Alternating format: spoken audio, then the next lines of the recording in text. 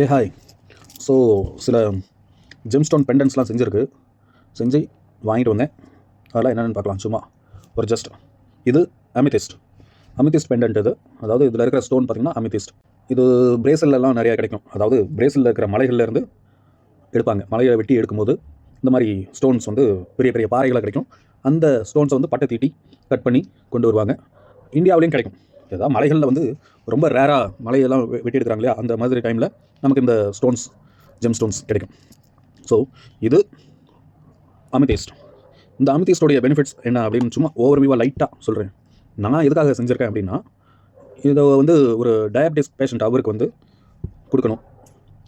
இது வந்து மெடிக்கல் ரீதியாக கண்டிப்பாக க்யூர் பண்ணுமா அப்படின்னு கேட்டால், இது க்யூர் பண்ணுறதுக்கான சப்போர்ட் பண்ணும். ட்ரீட்மெண்ட் எடுத்துக்கணும். பட் அது கூட வந்து இந்த ஜெம் ஸ்டோன்ஸ் வந்து சப்போர்ட் பண்ணும். அண்ட் இது பார்த்திங்கன்னா இது ஹவலைட். ஏற்கனவே நான் மோதிரம் போட்டுருக்கேன் பார்த்தீங்களா. இந்த மோதிரம் போட்டு ரொம்ப நாள் ஆச்சு. அதனால் இப்போ வேறு செஞ்சுருக்கேன். இந்த டைம் மோதிரமாக செய்யலை, ஏன்னா நிறையா மோதிரம் போட்டிருக்கேன் ஏற்கனவே. அதனால் இந்த டைம் வந்து பெண்டன்ட் எல்லாமே பெண்டண்ட்டாக மாற்றிடலாம் அப்படின்ட்டு புதுசாக பெண்டண்ட்டாக செஞ்சுருக்கேன். ஸோ இந்த ஹவலைட் அப்படிங்கிற ஸ்டோன் எதுக்குன்னா, ஆங்கர் மேனேஜ்மெண்ட், அதாவது கோபம் அதிகமாக வருது அப்படின்னா இந்த ஸ்டோன் போட்டுக்கலாம். இந்த ஸ்டோன் போட்டுக்கிட்டால் கோபம் உங்களுக்கு அவ்வளோ சீக்கிரம் வராது. ரொம்ப கண்ட்ரோல் பண்ணும், கோபத்தை வந்து கண்ட்ரோல் பண்ணும். இது எப்படி ஸ்டோன் போட்டால் கோபம்லாம் கண்ட்ரோல் ஆகிடுமா, உருட்டுறியா பெரட்டுறியா அப்படின்னீங்கன்னா எதுவுமே தெரியாமல் எதையும் பேசக்கூடாது. சரியா? ஸ்டோன்னா என்ன, ஸ்டோனுடைய வேலை என்ன அப்படின்லாம் நிறையா இருக்குது. உங்களுக்கு தெரியலைன்னா அது பொய், அது உருட்டு அப்படின்னா அதுக்கு நான் பொறுப்பாக முடியாது. ஸோ இன்னொன்று சொல்கிறேன் சின்னதாக, ஸ்டோனுக்கு பவர் இருக்கா அப்படின்னு கேட்டிங்கன்னா ஒன்றும் கிடையாது. ஸோ இதே அளவில் ஒரு குட்டியாக யுரேனியம் இருக்குது. யுரேனியம் ஸ்டோன் இருக்கும். அதான் ஸ்டோன் தான், கல் தான், சின்ன சின்ன கல் மாதிரி தான். அந்த யுரேனியமை வந்து எடுத்து சிக்லெட் மாதிரி 2 வாயில் போட்டுங்க. 2 கூட தேவையில்ல. அந்த சின்ன அளவான யுரேனியத்தை சும்மா அப்படி கையில் எடுத்து ஒரு 2 மைக்ரோ செகண்ட் கையில் வச்சுருங்களேன். ஸ்டோனுக்கு சக்தி இருக்கா இல்லையா, ஸ்டோனுக்கு பவர் இருக்கா இல்லையா நம்ம தெரிஞ்சிடும். அண்ட் இது ஆக்வாமரைன். இந்த ஸ்டோன் பார்த்திங்கன்னா ஆக்வாமரைன். இந்த ஸ்டோன் எதுக்கு அப்படி இப்போ நான் எதுக்கு வாங்கியிருக்கேன்னா, நம்ம உடம்புல பாடி ஃப்ளூயிட்ஸ்னு சொல்லுவாங்க. நிறையா ஃப்ளூயிட்ஸ் இருக்குது. வேறு மாதிரிலாம் யோசிக்க வேணாம். எச்சில், தண்ணீர், வேர்வை, இந்த மாதிரி நிறைய சுரப்பிகள், அதாவது திரவ சுரப்பிகள் நம்ம உடம்புல இருக்குது. எனக்கு என்னென்னா, அடிக்கடி கொஞ்சம் இந்த மவுத் ட்ரைனஸ் ஆகுது, வாய் வந்து காஞ்சிடுது. அந்த மவுத் ட்ரைனஸ்க்கு சரியான எச்சில் சுரந்துக்கிட்டே இருக்கணும், ட்ரை ஆக விடாமல். அதுக்காக இதை வாங்கியிருக்கேன். இந்த ஸ்டோன் வாங்கி பெண்டண்ட்டாக செஞ்சுருக்கேன். ஸோ நெக்ஸ்ட் ஸ்டோன் பார்க்கலாமா? நெக்ஸ்ட் ஸ்டோன் பார்த்தோம்னா, இந்த ஸ்டோன் பேர் பைரைட். PYRITE pyrite. அதாவது ஃபூல்ஸ் கோல்டு அப்படின்னு சொல்லுவாங்க. அதாவது பார்க்குறதுக்கு வந்து கோல்டன் கலரில் இருக்கும். இப்போ லைட்டிங்கில் எப்படி தெரியுதுன்னு தெரியல, பட் இது வந்து கோல்டன் கலரில் இருக்கும் இந்த ஸ்டோன் எதுக்குன்னா, நிறைய ஒரு பண வரவு வந்துக்கிட்டே இருக்கும். அந்த ஃப்ளோவை மெயின்டைன் பண்ணுறதுக்காக இந்த ஸ்டோன் போட்டால் பணம்லாம் நிறையா வருமா ப்ரோ அப்படின்லாம் கேட்டிங்கன்னா, அதுக்கு உண்டான வேலைகளை செய்யறதுக்கான எனர்ஜி, சக்தியை இது கொடுக்கும். அதாவது அந்த சக்தினா சூரிய ஒளியிலேருந்து உங்களுக்கு இந்த பணம்னா அது ஒரு ஆசை. இப்போ அந்த ஆசை அப்படின்னா அதுக்கு ஒரு சுரப்பி சுரக்கணும். சரியா? அந்த ஆசையை தூண்டணும். அப்போ அந்த சுரப்பி சுரக்கும் போது ஆசைகள் அதிகமாகும். அப்படின்னா அந்த பணத்தின் மேலே ஒரு ஆசை, அப்போ பணத்தை சம்பாதிக்கணுன்ற ஒரு எண்ணம் இப்படி வரும். இதுதான் வந்து ஸ்டோனுடைய வேலை தான். ஆனால் சில பேர்லாம் வந்து ஸ்டோன்லாம் போட்டால் இதாகுமா அதாகுமா அப்படின்னு நக்கல் பண்ணி பேசிகிட்டு இருப்பானுங்க. அதெல்லாம் நம்ம கண்டுக்கூடாதுன்னா, அவனுங்க தான் முட்டாள்தனமாக இருக்கானுங்க அப்படின்னா அதை கேட்டுட்டு நம்மளும் வந்து அந்த மாதிரி. நான் எப்பயுமே சொல்கிறது ஒன்று தான், எந்த ஒரு விஷயமும் உங்களுக்கு தெரியலைன்னா அது பொய்ன்னு சொல்கிறத நிறுத்துங்க. இல்லை உங்களுக்கு தெரிஞ்சவங்க ஒருத்தன் சொல்லிட்டான் அப்படிங்கிறதுக்காக அது உண்மைன்னு சொல்கிறதையும் நிறுத்துங்க. அப்படி நம்பாதீங்க. நீங்கள் அதை பற்றி ஆராய்ச்சி பண்ணி பாருங்கள், படித்து பாருங்கள், 4 பேர்கிட்ட கேளுங்க, தெரிஞ்சுக்குங்க. நெட்டில் படிங்க. நெட்டு தான் இப்போ மானவரியாக இருக்குது. மொபைல் எல்லார் கையிலையும் இருக்குது. லைப்ரரியில் புக்ஸ் இருக்குது, பழங்காலத்து புக்ஸ் இருக்குது, ஏஐ டெக்னாலஜிலாம் வரதுக்கு முன்னாடியே எழுதின புக்ஸ்லாம் இருக்குது. அதெல்லாம் நிறைய உண்மைகள் இருக்குது. அதெல்லாம் படித்து தெரிஞ்சுக்குங்க. ஓகே, அடுத்தது போவோம். அடுத்த ஸ்டோன் பார்த்திங்கன்னா, இது செர்பன்டைன் அப்படிங்கிற ஒரு ஸ்டோன். க்ரீன் கலரில் இருக்குது பார்த்தீங்களா. இந்த ஸ்டோன் எதுக்குன்னா, அந்த அஜீரண கோளாறு, சில பேருக்குலாம் அஜீரணமாகும். அந்த டீடாக்சினேஷன், அதாவது சில சின்ன சின்ன உடலுக்கு ஏற்றுக்காத விஷத்தன்மை, அதாவது ஒரு கம்மி அளவான விஷத்தன்மை, அஜீரணம் சாப்பிடும்போது அஜீரணம் ஆகாமல் இருக்குது இல்லையா, அந்த மாதிரி பிரச்சனைகள், வயிறு சம்மந்தப்பட்ட ஒரு சில பிரச்சனைகளுக்கு இது ரொம்ப பிரச்சனை இருக்குது. எப்பயுமே இது இருக்குன்னா மெடிக்கல் ட்ரீட்மெண்ட் எடுத்துக்கணும். இதெல்லாம் கூட ஒரு சப்போர்ட் தான். சரியா? அதனால் நீங்கள் இதுதான் அப்படின்னும் நம்பக்கூடாது.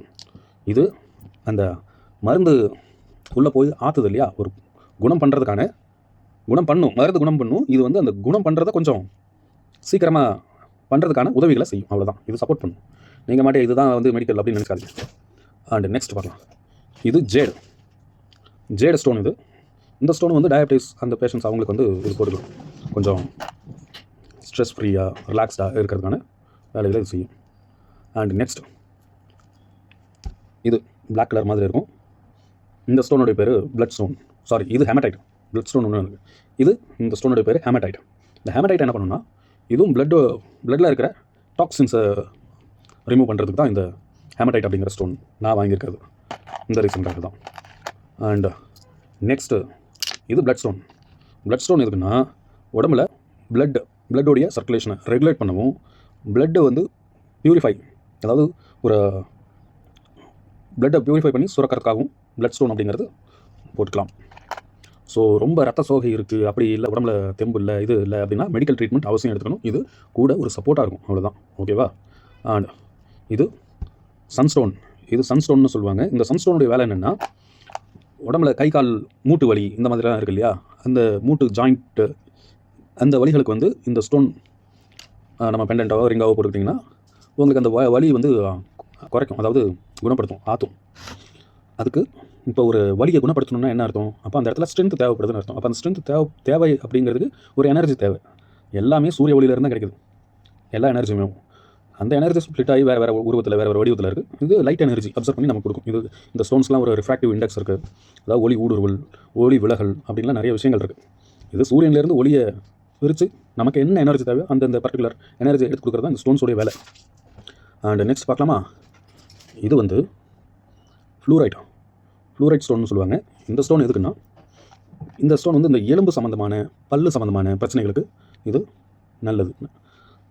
கால்சியம் ரிலேட்டட், அதாவது ஃப்ளூரைட் அப்படின்னா நீங்கள் கூட கேள்விப்பட்டிருக்கலாம். அந்த பல் டாக்டர்லாம் இதெல்லாம் கூட சொல்லுவாங்க, ஃப்ளூரைட் கம்மியாக இருக்குது, ஃப்ளூரைட்டு பேஸ்ட்லாம் கூட இருக்கும்னு நினைக்கிறேன். இந்த ஃப்ளூரைட், அந்த ஸ்டோன் தான் இந்த ஃப்ளூரைட்.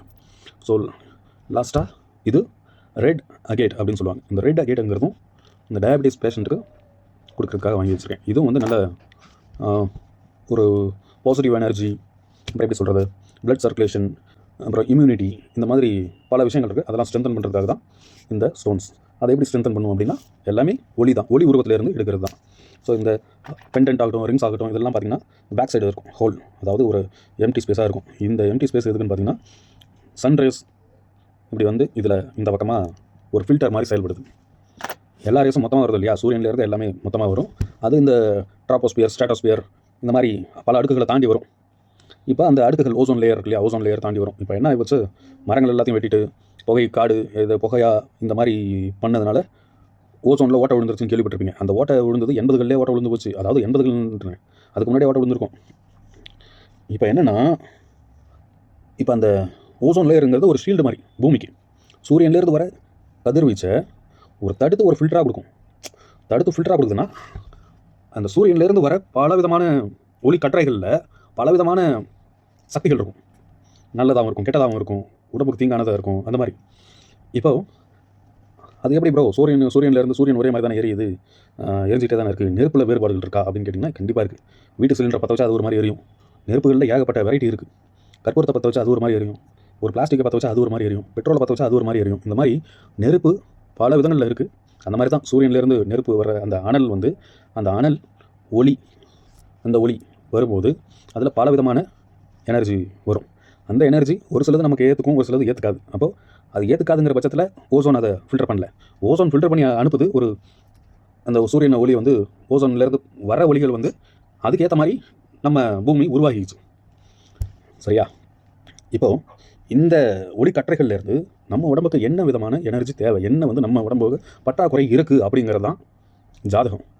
நீங்கள் பிறந்த நேரத்தில் எந்த கிரகம் வந்து ரொம்ப விலகி இருக்கோ, அதாவது சூரியன் பூமி இதுலேருந்து ரொம்ப தூரத்தில் இருக்கோ, அதை தான் உங்களுக்கு ராசின்னு ஃபிக்ஸ் பண்ணுவாங்க. அதாவது அந்த கிரகத்தோடைய மேலே பட்டு பூமிக்கு வரக்கூடிய ஒளி, அதுலேருந்து கிடைக்கக்கூடிய எனர்ஜி அது உங்களுக்கு கம்மியாக இருக்குது அப்படிங்கிறதுனால தான் அந்த கிரகத்தை வந்து உங்களுக்கு லக்னாதிபதியாக அந்த குரு, அந்த அதிபதி, உங்கள் ராசிக்கு உண்டான அதிபதி, அதாவது அந்த எனர்ஜி உங்களுக்கு தேவை. இப்போ எனக்கு மகர ராசி, எனக்கு நான் பிறந்த நேரத்தில் சனி வந்து தூரமாக இருந்திருக்கு, அதனால் எனக்கு மகர ராசின்னு ஃபிக்ஸ் பண்ணியிருக்காங்க. அப்போ எனக்கு பூரா ஊதா, அதாவது அந்த நீலக்கதிர்கள் வந்து எனக்கு தேவைப்படுது.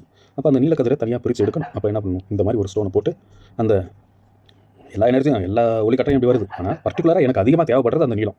அப்போ அதை மட்டும் தனியாக அதில் ஃபில்டர் பண்ணி எடுக்கிற மாதிரி இந்த கல் செயல்படுது. இவ்வளோ தான் கல்லோடைய விஷயம், இவ்வளோ தான். இதை வந்து பல பேர் என்ன இதோடைய லாஜிக்கும் தெரியாது, இதோடைய சயின்ஸும் தெரியாது, இதோடைய ஆரிஜினும் தெரியாது, இதோடைய ப்ராப்பர்ட்டியும் தெரியாது. ஆனால் எதுவுமே தெரியாமல் இதெல்லாம் விட்டுறாங்க, இதெல்லாம் பொய் அப்படின்ட்டு போயிட்டு இருப்பானுங்க. நீங்களும் அதெல்லாம் கேட்டுட்டு ஓ இவரே சொல்லிட்டாரா, பெரிய ஆள் தான், அவரே சொன்னால் அப்போ உண்மையாக தான் இருக்கும் அப்படின்னு போயிடுறீங்க. எதையும் யோசிக்கிறது இல்லை, எதையும் ஏன் எதுக்கு எப்படி இப்படின்லாம் பல கேள்விகள் வந்தால் தான் எந்த ஒரு விஷயம் சரி எனக்கு இதெல்லாம் தேவையில்லை அப்படின்னீங்கன்னா இன்றைக்கி தேவையில்லாமல் இருக்கலாம், ஆனால் என்றைக்கே ஒரு நாள் இது உங்களுக்கு தேவைப்படலாம். அதனால் எந்த ஒரு விஷயமாக இருக்கட்டும், இது ஜெம்ஸ்டோன் மட்டும் இல்லை, எல்லா விஷயத்தையுமே சொல்கிறேன் நான். எவனாவது அந்த ட்ரால் பண்ணுறேன் அப்படி இப்படின்னு ஏதாவது சொல்லுவானுங்க, அதெல்லாம் வந்து நீங்கள் பாருங்கள், பார்த்து இதை ஏன் இவன் இப்படி சொல்கிறான் அப்படின்ட்டு யோசிங்க. எல்லா வீடியோவும் பாருங்கள், எல்லா இதுவும் பாருங்கள். உங்களுக்கு அவரை வந்து பர்சனலாக பிடிச்சிருக்கு, நான் பார்த்தேன், எனக்கு அவரை ரொம்ப பிடிச்சிருக்கு, நல்லா பேசுகிறாரு, சொட்டமண்டையாக இருக்கிறாரு, இப்போ முடியெல்லாம் நட்டுட்டு இருக்காரு அப்படின்னா கூட ஒன்றும் தப்பு இல்லை, பாருங்கள். ஆனால் அவன் சொல்கிறது தான் உண்மை அப்படின்னு நம்பாதீங்க. அவன் சொல்கிறது உண்மையாகவும் இருக்கலாம், பொய்யாகவும் இருக்கலாம். அவனுக்கு தெரியாமல் இருக்கிறதுனால அது பொய்ன்னு அவனும் சொல்லலாம். அதனால் நீங்கள் முடிவு பண்ணிக்கங்க, எதாக இருந்தாலும். ஆகுனா எவனையா ஒருத்தனை இது வச்சுக்கிறது, அவன் சொல்லிட்டா உண்மையாக இருக்கும் அப்படின்னு நினச்சிக்கிறது, இந்த மாதிரி முட்டாள்தனம் பண்ணாதீங்க. அவங்களுக்கு தனித்தனியாக மூளை இருக்குது. அதனால் உங்கள் மூளையை நீங்கள் தான் செயல்படுத்தணும். அவன் சொல்கிறத அப்படியே எடுத்து மண்டையில் வச்சுட்டு இருக்காதீங்க. நீங்கள் கொஞ்சம் மூளையை யூஸ் பண்ணுங்கள், அப்போ தான் உங்களுக்கு நல்லது.